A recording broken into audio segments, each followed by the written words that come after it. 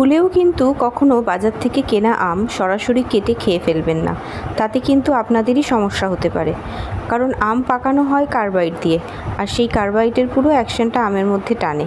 তো তার জন্য আপনাদের পেটের কোনো সমস্যা হতে পারে, বা আপনাদের গায়ে কোনো ফোড়া বা গোটা জাতীয় কোনো সমস্যা হতে পারে। তো সেই কারণে যখনই আম আনা হবে বাজার থেকে, আগে আমটাকে আধ ঘন্টা থেকে 1 ঘন্টা মতো জলের মধ্যে ভিজিয়ে রাখবেন, তারপরেই খাওয়ার চেষ্টা করবেন। তাতে কি হয়, কার্বাইডের পুরো অ্যাকশনটা আম থেকে বেরিয়ে যায়। আর অবশ্যই যেন আমের বোটাগুলো জলের মধ্যে ডুবে থাকে। তো 1 ঘন্টা ভেজানোর পরে এখানে আমি আমটা কেটে খাচ্ছি নিশ্চিন্তে, আর কোনো সমস্যা নেই। যতই আপনি আম ফ্রিজে রেখে ঠান্ডা করে খান না কেন, জলের মধ্যে ভিজিয়ে না রাখলে কার্বাইডের ওই অ্যাকশনটা কোনোভাবেই যাওয়া সম্ভব নয়। তাই আমি বলবো সবসময় আপনারা আম খাওয়ার আগে অবশ্যই জলের মধ্যে ভিজিয়ে রেখে তারপর খাবেন। আর এখন তো বিশেষ করে পাকা আমের সিজন চলছে, তো কম বেশি সবার বাড়িতেই আম আসে বাজার থেকে, সেই কারণেই ভিডিওটা বানানো।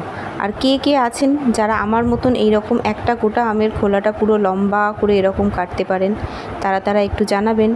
এই দেখুন কিরম মালার মতন করে আমি পুরো একটা আমের খোলাকে কেটেছি।